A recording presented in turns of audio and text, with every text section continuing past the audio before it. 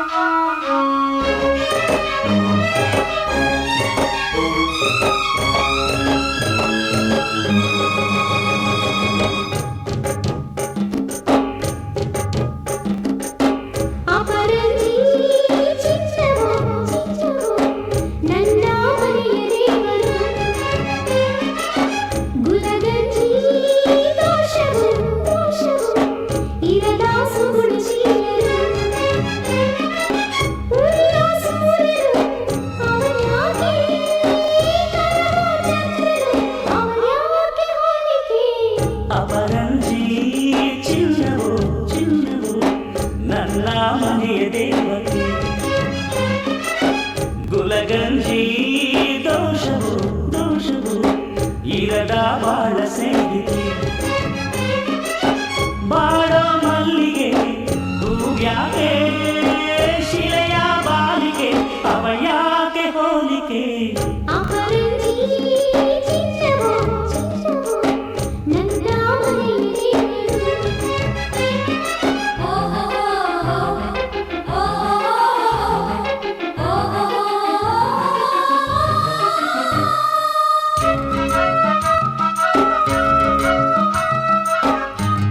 Hello, ಏನು ಹಗ್ಲಗನ್ಸ್ ಕಾಣ್ತಿದ್ದೀರಾ? Husband ಮನೆ ದೇವರು ಪಿಕ್ಚರಲ್ಲಿ ರವಿಚಂದ್ರನು ಮತ್ತು ಸುಧಾರಾಣಿ ಅಪರಂಜಿ ಚಿನ್ನವಾಗ ಹಾಡಿಗೆ ನಾವಿಬ್ರು ಅವ್ರ ಥರಾನೇ ಹಾಡ್ತಾ ಕುಣಿತಾ ಇದ್ವಿ. ರವಿಚಂದ್ರನ್, ಸುಧಾರಾಣಿ ಹಗ್ಲೆಲ್ಲ ಇಷ್ಟು ಕನ್ಸು ಕಂಡ್ರೆ ರಾತ್ರಿ ಕಾಣಕ್ಕೆ ಏನು ಉಳಿಯಲ್ಲ ರೀ, ಖಾಲಿ ಆಗ್ಬಿಟ್ಟಿರುತ್ತೆ. ಎಲ್ಲ ಈಗಲೇ ಖರ್ಚು ಮಾಡಬೇಡಿ, ರಾತ್ರಿಗೂ ಸ್ವಲ್ಪ ಉಳಿಸ್ಕೊಳ್ಳಿ. ಏನಿದು, ಇದನ್ಯಾಕೆ ಇಟ್ಕೊಂಡು ನಿಂತಿದ್ದೀರಾ? ಗಂಡಿನ ಕಡೆ ಅವ್ರು ಬರ್ತಿದ್ದಾರೆ ಅಲ್ವಾ, ಅದಕ್ಕೆ ಸೂಟು ಬೂಟು ಹಾಕೋಬೇಡಿ. ಹಳ್ಳಿ ಸೊಗಡಿನ ಥರ ಅಚ್ಚುಕಟ್ಟಾಗಿ ಪಂಚೆ ಶರ್ಟ್ ಹಾಕೊಳ್ಳಿ. ತೇಟ್ ಮದುವೆ ಗಂಡಿನ ಥರ ಕಾಣ್ತೀರಾ ನೋಡಿ. ಕೊಯ್ ಪಂಚೆ ಶರ್ಟ್ ಬೇಡ ಅನ್ನಿಸ್ತದೆ ರೀ. ಯಾಕೆ ಹಚ್ಕೊಂಡು? ಪಂಚೆ ಶರ್ಟ್ಗೂ ನನಗೂ ಬರೋಲ್ಲ ಅನ್ಸುತ್ತೆ. ಯಾಕೆ, ಏನಾಯ್ತು? ಹೋದ ಸರ್ತಿ ನಿಮ್ಮ ಮನೇಲಿ ಪೂಜೆ ಎಲ್ಲ ಹಾಕ್ಕೊಂಡಿದ್ನ, ಆಗೇನಾಯ್ತು ನಿಮಗೆ ಗೊತ್ತು. ಅದಕ್ಕೂ ಮುಂಚೆ ಮದುವೆಲಿ ಹಾಕ್ಕೊಂಡಿದ್ನ, ಆಗೇನಾಯ್ತು ನಿಮಗೆ ಗೊತ್ತು. ಅಯ್ಯೋ, ಅದ್ರ ಬಗ್ಗೆ ಎಲ್ಲ ತಲೆ ಕೆಡ್ಸ್ಕೊಬೇಡಿ. ತಗೊಳ್ಳಿ, ಹಾಕೊಳ್ಳಿ, ತಗೊಳ್ಳಿ.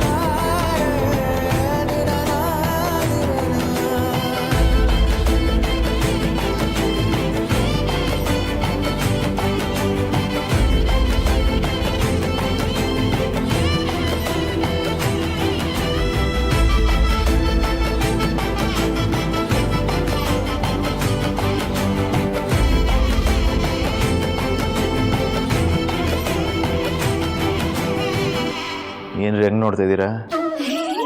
ಹಸ್ಬೆಂಡು ದಿನ ನನ್ನ ಕೈ ಹಿಡ್ಕೊತಿದ್ರಿ, ಇವತ್ತು ಸೆರ್ಗಿಗೆ ಕೈ ಹಾಕಿದ್ದೀರಾ. ಶಾನೆ ಖುಷಿ ಆಗ್ತಿದೆ ಹಸ್ಬೆಂಡು. ಏನ್ರಿ ಅದು ಶಾನೆ ಗಿನಿ ಅಂದ್ಕೊಂಡು ಸೋನೆ ಮಳೆ ಥರ? ಮಗುವಾಗಿದ್ದಾಗ ಅದು ಬೆಳ್ಚಿಪುತ್ತೆ ಅಂದ್ಬಿಟ್ಟು ದೊಡ್ಡವರಾದ್ಮೇಲೆ ಅದನ್ನೇ ಮಾಡೋಕ್ಕಾಗತ್ತಾ? ಮನುಷ್ಯ ಕಾಲಕ್ಕೆ ಬದಲಾಗ್ತಾ ಇರಬೇಕು. ಆಗಲಿ ಒಳ್ಳೆ ಬದಲಾವಣೆ. ಇವತ್ತು ಸೆರ್ಗಕ್ಕೆ ಕೈ ಹಾಕಿದವರು ನಾಳೆ ರೇ ಏನೇನ ಮಾತಾಡಬೇಡಿ, ನೀವು ಸುಮ್ಮನಿರೇ. ಸ್ವಲ್ಪ ಸುಮ್ಮನಿರ್ತೀರಾ ಹಸ್ಬೆಂಡು? ಇವತ್ತು ಸೆರ್ಗಕ್ಕೆ ಕೈ ಹಾಕಿರೋರು ನಾಳೆ ಮಗುನ ನನ್ನ ಮಡ್ಲಲ್ಲಿ ಮಲ್ಸೋಕ್ಕೂ ತಯಾರಾಗಿರ್ಬೋದು ಅಂತ ಹೇಳಕ್ ಬಂದೆ. ಅದೇ ಸಮಾಧಾನ ಮಾಡ್ಕೊಳ್ಳಿ ಅಂದಿದ್ದು. ಸರಿ ಸೆರ್ಗ್ಯಾಕೆ ಹಿಡ್ದಿದ್ದು? ಹುಡುಗನ ಹೆಸರು ಹೇಳ್ರಿ. ಕೂಸು ಹುಟ್ಟಕ್ಕೆ ಮುಂಚೆನೆ ಕುಲಾವಿ ಹೊಳ್ಸಿದ್ರಂತೆ. ಹಾಗೆ ಆಡ್ತಿದ್ದೀರಾ ಅಲ್ವಾ ಹಸ್ಬೆಂಡು? ಇಷ್ಟು ದಿನಾನೇ ಸುಮ್ಮನಿದ್ರಿ, ಇನ್ನು ಸ್ವಲ್ಪ ಹೊತ್ತು ತಡ್ಕೊಳಕ್ಕಾಗಲ್ವಾ? ಆದರೂ ನಿಮ್ಮ ತಾಳ್ಮೆ ಮೆಚ್ಚಲೇಬೇಕು. ಆಯ್ತು, ಜಾಗ ಖಾಲಿ ಮಾಡಿ, ರೆಡಿ ಆಗಬೇಕು. ಯಾಕೋ ನಿಮ್ಮ ಮಾತು ತುಂಬ ಹೊರಟಾಗ್ತಿದೆ. ಅದನ್ನೇ ಪ್ರೀತಿಯಿಂದ ಹೇಳಿದೆ, ಕಣ್ಣು ತಂಪಾಗಿ ಕಿವಿಗೆಂಪಾಗಿ ಮನಸ್ಸು ಅಗ್ರ ಆಗುತ್ತೆ ಹಸ್ಬೆಂಡು. ನನ್ನ ಪ್ರೀತಿ ಪಾತ್ರರಾದ ದೀಪಾ ಅವರೇ, ದಯವಿಟ್ಟು ಇಲ್ಲಿಂದ ತೊಲಗುವಿರಾ? ಆಯ್ತಾಯ್ತು, ನನಗೂ ತುಂಬ ಕೆಲಸ ಇದೆ.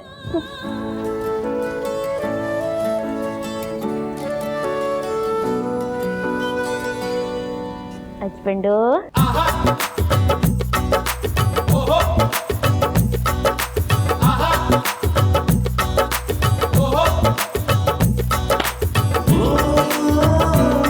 ಆಯ್ತಾಯ್ತು.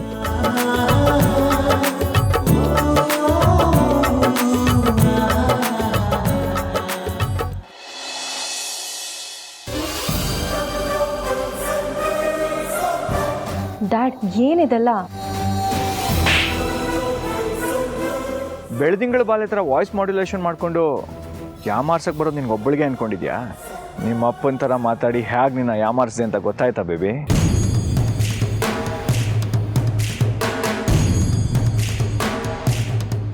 ಯಾಕೆ ಹೀಗಾಡ್ತಾ ಇದೆಯಾ? ನಿನ್ನೆ ನೋಡಿದ್ರೆ ಅನ್ನ ಬಿಸಾಕ್ದೆ, ಇವತ್ತು ನೋಡಿದ್ರೆ ಇದನ್ನು ಬಿಸಾಕ್ತಾ ಇದೆಯಾ? ನಾಳೆ ಇನ್ನೂ ಅದೇನೇನು ಮಾಡ್ತೀಯೋ ಅದೇನು ಕತೆನೋ. ತಲೆ ತಿನ್ಬೇಡ, ಸುಮ್ಮನೆ ಹೋಗಮ್ಮ. ತಲೆ ತಿನ್ನಕ್ಕಲ್ವೇ ನಾನು ಬಂದಿರೋದು. ರೆಡಿ ಆಗು, ನರಸಿಂಹನ ದರ್ಶನ ಮಾಡ್ಕೊಂಬರೋಣ. ವಾಟ್? ಏನು ಹೇಳ್ತಿದ್ಯಮ್ಮ? ಆ ಇಡಿಯಟ್ ನರಸಿಂಹನ ನಾನು ಮೀಟ್ ಮಾಡಬೇಕಾ? ಗೊತ್ತಿದ್ದು ಹೀಗೆ ಮಾತಾಡ್ತಿದ್ಯಾ, ಇಲ್ಲ ನನಗೆ ಅವಮಾನ ಮಾಡೋ ಉದ್ದೇಶದಿಂದ ಹೀಗೆ ಹೇಳ್ತಿದ್ಯಾ? ಪ್ರಪಂಚದಲ್ಲಿ ಕೆಟ್ಟ ಮಕ್ಕಳಿರ್ತಾರೆ ಹೊರತು ಕೆಟ್ಟ ತಾಯಿ ಇರಲ್ಲ ಕಣೆ. ಏನೇನು ನಿಂದು? ಬೆಳಗ್ಗೆ ನನ್ನ ಮಗಳ ಜೊತೆ ಕಿರಿಕ್ ಮಾಡ್ತಾ ಇದೆಯಾ? ಹೋ, ನಿಮ್ಮ ಮಗಳು ಸಾಲದು ಅಂತ ನೀವು ಬೇರೆ ಬಂದ್ರಾ? ನೋಡಿ ಡ್ಯಾಡ್, ನಾನು ಯಾವುದೋ ಟೆನ್ಷನಲ್ಲಿದ್ದರೆ ನರಸಿಂಹನ್ ಮೀಟ್ ಆಗಬೇಕು, ಬೇಗ ರೆಡಿ ಆಗು ಅಂತ ಹೇಳ್ತಿದ್ದಾರೆ. ಅವನೇನು ಮದುವೆ ಗಂಡ, ನಾನು ರೆಡಿಯಾಗಿ ಅವನಿಗೆ ಮೀಟ್ ಮಾಡೋದಕ್ಕೆ. ನೋಡೋ, ನನ್ನ ಮಗಳೆಲ್ಲೂ ಬರಲ್ಲ. ಬೇಕಿದ್ರೆ ನೀನೇ ಹೋಗಿ ಮಾತಾಡಿಸಿ ಯೋಗಕ್ಷೇಮ ವಿಚಾರಿಸ್ಕೊಂಬ. ನಾನು ಹೇಳಿದ್ದು ನರಸಿಂಹ ದೇವ್ರ ದರ್ಶನ ಮಾಡ್ಕೊಂಬರಕ್ಕೆ ಹೋಗೋಣ ಅಂತ, ಆ ನರಸಿಂಹನ್ ನೋಡ್ಕೊಂಬರಕ್ಕಲ್ಲ. ಹೌದಾ? ಹೌದು. ಅದ್ಯಾಕೆ ನಿಮ್ಮ ಮುದ್ದಿನ ಮಗಳು ಆ ನರಸಿಂಹನ ಹೆಸರು ಹೇಳಿದ್ರೆ ಕೆಂಡ ಕಾರ್ತಾಳಲ್ಲ? ನಿಮ್ಮ ಮಗಳಿಗೊಂಚೂರು ಬುದ್ಧಿ ಹೇಳಿ. ನೋಡು ಮಗಳೇ, ದೇವಸ್ಥಾನ ಅಂತೆ, ಬಾ ಹೋಗಿ ಬರೋಣ. ಹೌದು, ದೇವಸ್ಥಾನಕ್ಕೆ ಹೋದ್ರೆ ಶಾಂತಿ ಸಿಗುತ್ತೆ, ಸ್ವಲ್ಪ ನೆಮ್ಮದಿನೂ ಸಿಗುತ್ತೆ. ನಡಿ ಹೋಗಿ ಬರೋಣ. ನನಗೆ ನರಸಿಂಹನ್ ಮೇಲೆ ರಿವೆಂಜ್ ತೀರಿಸ್ಕೊಳ್ಳೋವರೆಗೂ ಯಾವ ದೇವರಿಂದನೂ ನೆಮ್ಮದಿ ಸಿಗಲ್ಲ. ಬೇಕಿದ್ರೆ ನೀವು ಹೋಗಿ ಬನ್ನಿ, ನಾನು ಎಲ್ಗೂ ಬರಲ್ಲ. ರೀ, ಸ್ವಲ್ಪ ಬುದ್ಧಿ ಹೇಳ್ರಿ. ನೋಡು ಮಗಳೇ, ನಿಂಗೆ ಇನ್ನೂ ನರಸಿಂಹನ ಮೇಲೆ ಕೋಪ ಇದೆ ಅಂತ ನಂಗೆ ಚೆನ್ನಾಗಿ ಗೊತ್ತು. ನೀನು ಟೆನ್ಷನ್ ತಗೊಂಬೇಡ, ನಾನು ಹ್ಯಾಂಡ್ಲ್ ಮಾಡ್ತೀನಿ. ಅವಮಾನ ಮಾಡಿರೋದು ನನಗೆ, ನಾನೇ ಅವನ ಮೇಲೆ ರಿವೆಂಜ್ ತೀರಿಸ್ಕೋಬೇಕು. ಆಯ್ತಮ್ಮ, ನಾನು ನಿನ್ನ ಸಪೋರ್ಟ್ ಆಗಿರ್ತೀನಿ. ನಿನ್ಗೇನು ಹೆಲ್ಪ್ ಬೇಕು ಕೇಳು, ನಾನು ಮಾಡ್ತೀನಿ. ಅವತ್ತು ರೌಡಿಗಳಿಂದ ನಿಮ್ಮ ಮಗಳನ್ನ ಕಾಪಾಡ್ಕೊಳಕ್ಕಾಗದೇ ಇರೋ ನೀವು ನರಸಿಂಹನ್ನ ಕಳಿಸಿ ಕೈ ಕಟ್ಕೊಂಡು ಕೂತಿದ್ರಿ. ಇವತ್ತು ನಿಮ್ಮ ಮಗಳಿಗೆ ಸಪೋರ್ಟ್ ಮಾಡ್ತೀರಾ? ಏಯ್, ಅತಿಯಾಗಿ ಮಾತಾಡ್ತಿದ್ಯಾ? ಗಂಡನೇ ಆಡ್ಕೊತಿದ್ಯಾ? ನೋಡು ಸಂಜನಾ, ನಿಮ್ಮ ಅಪ್ಪಂಗಂತೂ ಬುದ್ಧಿ ಇಲ್ಲ, ಅವ್ರಿಗಿರೋದು ಬರೀ ಕೋಪ ಅಷ್ಟೇ. ಅವನೇನೋ ಕಾಲು ಅಡ್ಡ ಕೊಟ್ಟು ನಿನ್ನನ್ನು ಬೀಳಿಸ್ದ ಅಂತ ಅವನ ಮೇಲೆ ಜಗಳಕ್ಕೆಲ್ಲ ಹೋಗ್ಬೇಡಮ್ಮ ನೀನು. ಅಮ್ಮ, ಜಾಸ್ತಿ ಮಾತಾಡ್ತಿದ್ಯಾ. ಮೊದಲಿನ ಥರ ಸೈಲೆಂಟ್ ಆಗಿದ್ರೆ ಸರಿ. ಇದು ನನ್ನ ಮತ್ತೆ ನರಸಿಂಹನ್ ಮಧ್ಯೆ ನಡೀತಾ ಇರೋ ಯುದ್ಧ. ಇದರಲ್ಲಿ ಬೇರೆ ಯಾರು ಇಂಟರ್ಫಿಯರ್ ಆಗೋದು ನನಗಿಷ್ಟ ಇಲ್ಲ.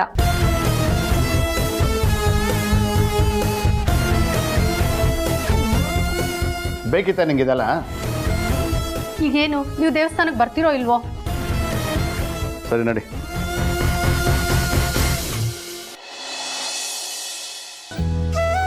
ಮಾವ, ಏನಮ್ಮ? ಇವತ್ತು ಗಂಡನ ಕಡೆಯವ್ರು ಬರ್ತಿದ್ದಾರೆ ಅಲ್ವಾ, ಅದಕ್ಕೆ ನೀವೀ ಬಟ್ಟೆ ಹಾಕೊಂಡ್ರೆ ಚೆನ್ನಾಗಿ ಕಾಣಿಸ್ತೀರಾ ಅಂತ ಅನಿಸ್ತು. ಅದಕ್ಕೆ ನಾನೇ ಇಸ್ತ್ರಿ ಮಾಡಿ ತೊಗೊಂಡು ಬಂದಿರಿ, ತಗೊಳ್ಳಿ.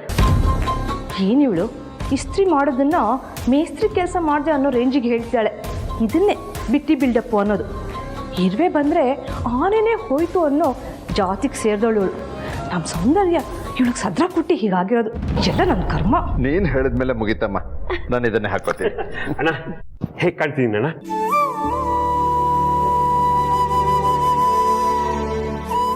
ಈ ಡ್ರೆಸ್ ಅಂತೂ ತುಂಬ ಚೆನ್ನಾಗಿದೆ, ಆದರೆ ನಾನು ಹೇಗೆ ಕಾಣ್ತಿದ್ದೀನಿ ಅನ್ನೋ ಕ್ವಶನ್ನ ನನಗಿಂತ ನಿನ್ನ ಹೆಂಡತಿನ ಕೇಳಿದ್ರೆ ಚೆನ್ನಾಗಿರ್ತಿತ್ತು. ಅಯ್ಯೋ, ಅವಳು ಟೇಸ್ಟ್ಲೆಸ್ ಅಣ್ಣ. ನಾನು ಎಷ್ಟೇ ಚೆನ್ನಾಗಿ ಕಾಣಿಸೋದು ಉರ್ಕೋತಾಳೆ ಸುಮ್ಮನೆ. ಅದಕ್ಕೆ ನಿನ್ನನ್ನು ಕೇಳಕ್ಕೆ ಬಂದಿದ್ದು ನಾನು. ಚಿಕ್ಕ ಮಾವ, ನೀವು ಯಾವ ಬಟ್ಟೆ ಹಾಕೊಂಡ್ರು ಚೆನ್ನಾಗಿ ಕಾಣಿಸ್ತೀರಾ. ನೋಡಮ್ಮ, ಈ ಮನೆಯಲ್ಲಿ ನೀನೊಬ್ಬಳೇ ನಾನು ಹೊಗಳಕ್ಕಿರೋದು. ಹಲೋ ಭಾಸ್ಕರ್, ಈ ಮಾತನ್ನೇನಾದರೂ ನಿನ್ನ ಹೆಂಡತಿ ಕೇಳಿಸ್ಕೊಂಡ್ರೆ ನಿನ್ನ ಕತೆ ಮುಗೀತು ಅಷ್ಟೇ. ಅವಳು ಸುಮ್ಮನೆ ಮಾತು ಅಷ್ಟೇ, ಏನೂ ಆಗಲ್ಲ. ಸರಿ ಸರಿ ಮಾವ, ನೀವು ಹೋಗಿ ರೆಡಿಯಾಗಿ ಅರ್ಚನಾ ಅಕ್ಕನ ಬೇರೆ ರೆಡಿ ಮಾಡಬೇಕು.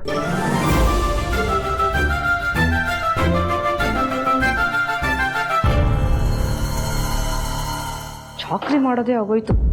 ಸಿಕ್ರಿ ನಿಮಗೆ ಮಾಡ್ತೀನಿ. ಏನು ಚಿಕ್ಕತ್ತೆ, ಯಾರನ್ನೋ ಬೈಕೊಳ್ತಾ ಇದ್ದೀರಾ? ಇನ್ಯಾರಮ್ಮ ಈ ಮನೇಲಿದ್ದಾರೆ? ನನ್ನ ಗಂಡ ತಾನೆ, ಅವ್ರಿಗೆ ಏನು ಮಾಡಿದ್ರು? ಅವ್ರ ಅಣ್ಣನ ಚಾಕ್ರಿ ಮಾಡೋದೇ ಆಗೋಯ್ತು. ಮನೆಯಲ್ಲಿ ಹೆಂಡತಿ ಮಗಳಿದ್ದಾಳೆ ಅನ್ನೋದನ್ನೇ ಮರ್ತೋಗಿದ್ದಾರೆ ಅವರು. ಅದು ಬಿಟ್ಟಾಕು. ಅಲ್ಲ, ಹುಡುಗ ಯಾರು ಏನು ಅನ್ನೋದೇ ಗೊತ್ತಿಲ್ಲ, ಆದರೂ ಅವನನ್ನು ಕರೆಸ್ತಿದ್ಯಾ. ನೀನು ನೋಡಿದ್ರೆ ಇಷ್ಟು ಚೆನ್ನಾಗಿ ರೆಡಿ ಆಗಿದೆಯಾ? ಹುಡುಗ ಯಾರು ಅಂತ ನನಗೆ ಗೊತ್ತಿದೆ. ಏನು, ಯಾರು ಅಂತ ಗೊತ್ತಿದೆಯಾ? ಯಾರಮ್ಮ? ಗೊತ್ತಿದೆ, ಆದರೆ ಹೇಳಲ್ಲ. ಬಂದ್ಮೇಲೆ ನೀವೇ ನೋಡಿ. ಆ ದೀಪ ಅರ್ಚನನ್ ಮದುವೆ ಮಾತುಕತೆನ ನಾನೇ ಮಾಡಿಸ್ತಿದ್ದೀನಿ ಅಂತ ಅಷ್ಟೊಂದು ಮೆರೀತಿದ್ದಾಳೆ. ನೀನ್ಯಾಕೋ ಸೈಡ್ ಲೈನ್ ಹಾಕ್ತಿದ್ದೀಯಾ ಅನ್ನಿಸ್ತಿದೆ. ಹೀಗೆ ನಡೀತಿದ್ರೆ ಮುಂದೆ ಮದುವೆ ಕತೆ ಏನು? ಎಲ್ಲ ಕ್ರೆಡಿಟು ಅವಳಿಗೆ ಹೋಗುತ್ತೆ. ದೀಪ ಆರೋದಕ್ಕೆ ಮುಂಚೆ ಏನಾಗತ್ತೆ ಹೇಳಿ? ಜೋರಾಗಿ ಉರಿಯುತ್ತೆ, ಆಮೇಲೆ ಆರೋಗುತ್ತೆ. ಈಗ ಈ ಮನೇಲಿರೋ ದೀಪನ ಕತೆನೂ ಹಾಗೆ ಆಗತ್ತೆ. ಅಯ್ಯೋ, ಏನು ಹೇಳ್ಬಿಟ್ಟು ಹೋದ್ಲು? ಅರ್ಥನೇ ಆಗಲಿಲ್ವಲ್ಲ. ಹುಡುಗ ಯಾರು ಅಂದರೆ ಗೊತ್ತಿದೆ ಅಂತಾಳೆ, ಕೇಳಿದ್ರೆ ನಿಮಗೆ ಗೊತ್ತಾಗುತ್ತೆ ಅಂತಾಳೆ. ಅಯ್ಯೋ, ಆ ದೀಪನ ಬಗ್ಗೆ ಕೇಳಿದ್ರೆ ಆರೋದು ಉರಿಯೋದು ಅಂತಾಳೆ. ತಲೆ ಕೆಟ್ಟೋಗ್ತಾ ಇದೆ. ಇವಳ ಮೈಂಡಲ್ಲಿ ಏನು ನೋಡ್ತಿದ್ಯೋ ಯಾರಿಗೆ ಗೊತ್ತು.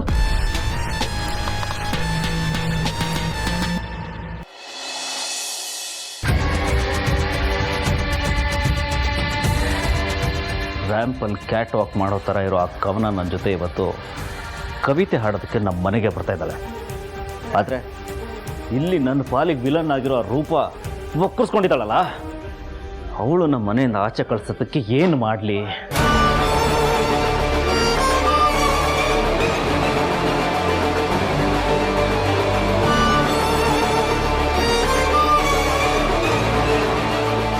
ಹಲೋ, ಏನು ಸರ್, ರೂಪಾ ಮೇಡಮ್ಮ ಆಡಿಷನಾ?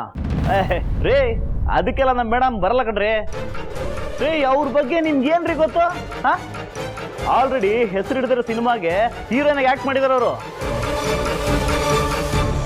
ನೋಡಿ, ಸುಮ್ಮನೆ ಆಡಿಷನ್ ಅದು ಇದು ಅಂತ ತಲೆ ತಿನ್ಬೇಡಿ. ನಮ್ಮ ಮೇಡಮ್ ಎಲ್ಗೂ ಬರಲ್ಲ. ಇಡ್ರಿ ಫೋನು. ಯಾರ್ದು ಫೋನು? ಜಾನು, ಅದ್ಯಾವುದೋ ಒಂದು ಪ್ರೊಡಕ್ಷನ್ ಹೌಸಿಂದ ಕಾಲ್ ಮಾಡಿದ್ರು. ಯಾವುದೋ ಹೊಸ ಸಿನಿಮಾಗೆ ಆಡಿಷನ್ ಅಂತೆ. ನಾನೇ ಬೇಡ ಅಂತ ಕಟ್ ಮಾಡ್ಬಿಟ್ಟೆ. ಯಾಕೆ? ಏನ್ ಜಾನು ನೀನು? ಜಾನು ಅಂತ ಕರಿಬೇಡ. ಶೂಟಿಂಗಲ್ಲಿದ್ದಾಗ ಮೇಡಮ್ ಅಂತ ಕರಿ, ಮನೇಲಿದ್ದಾಗ ರೂಪಾ ಅಂತ ಕರಿ. ಅದೇ ರೂಪ ಹೀರೋಯಿನ್ ಆಗಿರೋ ನಿನ್ನ ಆಡಿಷನ್ಗೆ ಬರಕ್ಕೆ ಹೇಳ್ತಿದಾರಲ್ಲ. ಅರವಿಂದ್, ನಿನ್ಗೇನಾದ್ರೂ ತಲೆ ಕೆಟ್ಟಿದ್ಯಾ? ಇವಾಗ ನಾನು ಮಾಡ್ತಿರೋ ಪ್ರಾಜೆಕ್ಟು ನಿಂತೋಗಿದೆ. ಯಾವಾಗ ಟೇಕ್ ಆಫ್ ಆಗುತ್ತೋ ಗೊತ್ತಿಲ್ಲ. ಅಂಥದ್ರಲ್ಲಿ ಹೀರೋಯಿನ್ ರೋಲಿಗೆ ಆಡಿಷನ್ಗೆ ಕರೆದ್ರೆ ನೀನು ಬರಲ್ಲ ಅಂತ ಹೇಳಿದ್ಯಲ್ಲ. ಈಗಲೇ ಅವ್ರಿಗೆ ಕಾಲ್ ಮಾಡಿ ಸಾರಿ ಕೇಳಿ ಮೇಡಮ್ ಬರ್ತಿದ್ದಾರೆ ಅಂತ ಹೇಳು. Okay sir. ಹೌದು, ನಿಮ್ಮ ಅತ್ತಿಗೆಯಲ್ಲಿ ಕಾಣಿಸ್ತಾನೆ ಇಲ್ಲ. ಏನೋ ಕೆಲಸ ಅಂತ ಆಚೆ ಹೋಗಿದ್ದಾರೆ. ತಿಂಡಿ ಇನ್ನೂ ಆಗಿಲ್ಲ. ಹೊರಗಡೆ ಎಲ್ಲಾದ್ರೂ ತಿನ್ಕೊಳ್ಳೋಣ. ನಾನು ರೆಡಿಯಾಗಿ ಬರ್ತೀನಿ, ಒಟ್ಟಿಗೆ ಆಚೆ ಹೋಗೋಣ. ನೀನಾ? ಎಲ್ಲಿಗೆ? ಆಡಿಷನ್ಗೆ. ಬೇಕಿಲ್ಲ, ಅಲ್ಲಿಗೂ ಬಂದು ಕಲ್ಲು ಹಾಕಿದ್ರೆ ನಾನೇನು ಮಾಡಲಿ? ನನ್ನ ಮೇಲೆ ಅಷ್ಟು ನಂಬಿಕೆ ಇಲ್ವಾ? ನಂಬಿಕೆ ಉಳಿಸ್ಕೊಂಡಿದ್ರೆ ತಾನೆ ನಂಬೋದು. ನಾನು ಒಬ್ಬಳೇ ಹೋಗ್ತೀನಿ. ಫೋನ್ ಮಾಡಿ ಡೀಟೇಲ್ಸ್ ಎಲ್ಲ ಕಲೆಕ್ಟ್ ಮಾಡ್ಕೊ. ನಾನು ಫ್ರೆಶ್ ಅಪ್ ಆಗಿ ಬರ್ತೀನಿ.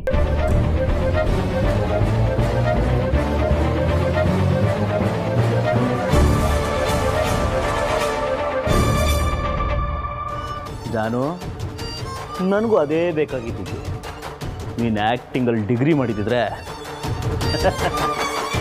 ನಾನು PhD ಮಾಡಿದ್ದೀನಿ. ನಿನ್ನನ್ನು ಸಾಕಾಕಕ್ಕೆ ಒಳ್ಳೆ ಐಡಿಯಾ ಮಾಡಿದ್ದೀನಿ. ಸರ್, ಸಾರಿ ಸರ್, ನಮ್ಮ ಕಂತ್ರಿ ಮೇಡಮ್ ಅಲ್ಲ ನಮ್ಮ ರೂಪಾ ಮೇಡಮ್ ಆಡಿಷನ್ಗೆ ಬರ್ತಾರಂತೆ. ಹೌದು ಸರ್. Okay sir.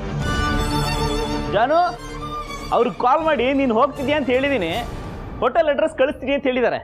ನಾನು ನಿನ್ಗೆ ವಾಟ್ಸಪ್ ಮಾಡ್ತೀನಿ, ಓಕೆನಾ?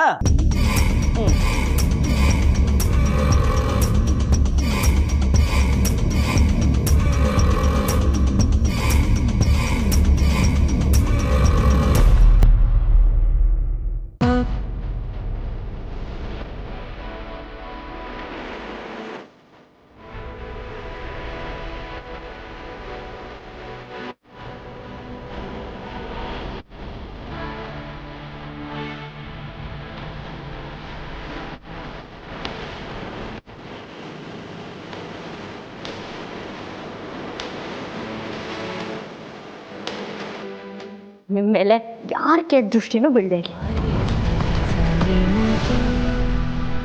ಹಾಗೆ ನನ್ನ ದೃಷ್ಟಿನೂ ಸೇರಿಸಿ ತೆಗೆದ್ಬಿಡು ದೀಪ. ಅರೆ ಯಾಕಿಬ್ರು ಹಾಗೆ ನೋಡ್ತಾ ಇದ್ದೀರಾ? ಓ, ಪರ್ಮಿಷನ್ ಇಲ್ಲದೆ ರೂಮ್ ಒಳಗೆ ಬಂದೆ ಅಂತನಾ? ಸಾರಿ ಸಾರಿ ಸಾರಿ. ಅಯ್ಯೋ, ಆ ಥರ ಏನೂ ಇಲ್ಲ ಮೇಡಮ್. ಸರಿ, ಹುಡುಗನ ಮನೆ ಕಡೆಯವರು ಎಲ್ಲಿದ್ದಾರೆ ಅಂತ ಗೊತ್ತಾಯ್ತಾ? ಫೋನ್ ಮಾಡಿ ಕೇಳಿದ್ಯಾ? ಹ್ಞೂ ಮೇಡಮ್, ಇನ್ನು ಸ್ವಲ್ಪದಲ್ಲಿ ಬರ್ತಾರೆ. ಅವ್ರು ಬಂದ ಕೂಡಲೇ ಅವ್ರಿಗೆ ಕುಡಿಯೋದಕ್ಕೆ ತಿನ್ನೋದಕ್ಕೆ ಏನೇನು ಬೇಕೋ ಎಲ್ಲ ವ್ಯವಸ್ಥೆನೂ ಜಾಜಿಗೆ ಹೇಳಿ ಮಾಡಿಸು. ಅವ್ರಿಗೆ ಯಾವುದೇ ರೀತಿ ಏನು ಕುಂದು ಕೊರತೆ ಇರಬಾರ್ದು. ಅರ್ಥ ಆಯ್ತಾ? ಸರಿ ಮೇಡಮ್.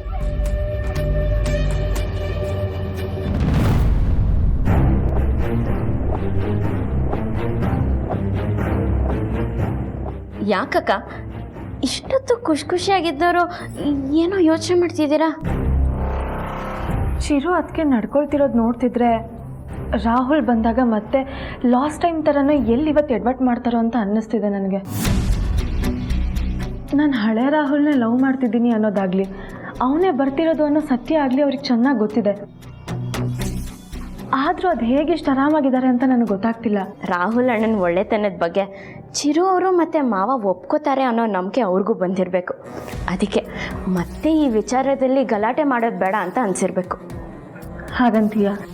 ನಾವು ಇಷ್ಟು ದಿನ ಅವ್ರ ಕೆಟ್ಟತನದ ಬಗ್ಗೆನೇ ಮಾತಾಡ್ತಿದ್ವಿ, ಆದರೆ ಅವರಲ್ಲೂ ಒಳ್ಳೆತನ ಇದೆ ಅಂತ ಗೊತ್ತಾದಾಗ ನಾವು ಅದನ್ನು ಒಪ್ಕೋಬೇಕಲ್ವಾ? ಅದು ನಿಜಾನೇ. ಇಷ್ಟು ದಿನ ನಿಮ್ಮ ಮದುವೆ ವಿಷಯದಲ್ಲಿ ನಿಮ್ಗೆ ಹಿಡಿದ ಗ್ರಹಣ ಇವತ್ತು ಕಳೆಯತ್ತೆ ಅನ್ನೋ ನಂಬಿಕೆ ನನಗಿದೆ. ನೀವು ಏನೋ ಯೋಚನೆ ಮಾಡಿಬಿಡಿ, ಖುಷಿಯಾಗಿರಿ. ಸರಿ ಅಕ್ಕ, ಗಂಡಿನ ಕಡೆಯವ್ರಿಗೆ ತಿಂಡಿ ಮತ್ತು ಜ್ಯೂಸ್ ರೆಡಿ ಆಗಿದೆ ಅಂತ ನೋಡ್ತೀನಿ, ಆಯಿತಾ?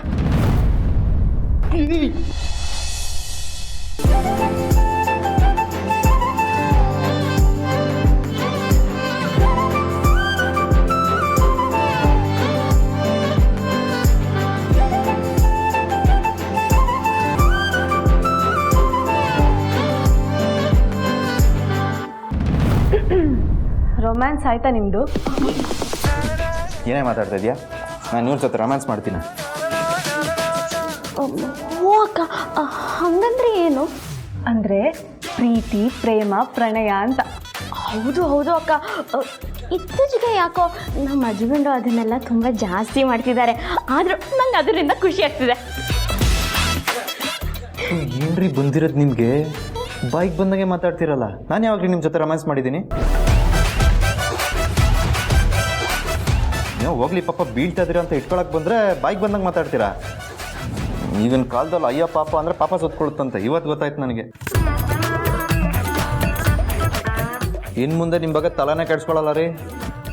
ಓಹೋ, ನೋಡೋಕೆ ಚೋಟದ ಮೆಣಸಿನ್ಕಾಯಿ ಥರ ಇದ್ರು ಬೇಜಾನ್ ಪಾಟ್ಲೆ ಕೊಡ್ತೀರ ರೀ. ಹಸ್ಬೆಂಡು, ನೀವು ನನ್ನ ಬಗ್ಗೆ ತಲೆ ಕೆಡಿಸ್ಕೊಳ್ಳಿಲ್ಲ ಅಂದ್ರೂ ನಾನು ಬೇಜಾರಿಲ್ಲ. ಯಾಕೆ ಹೇಳಿ? ಯಾಕೆ? ಯಾಕಂದರೆ ನಾನು ಈಗಾಗಲೇ ನಿಮ್ಮ ಮನಸ್ಸಲ್ಲಿ ಸ್ಥಾನ ಪಡ್ಕೊಂಡಿದ್ದೀನಲ್ವಾ.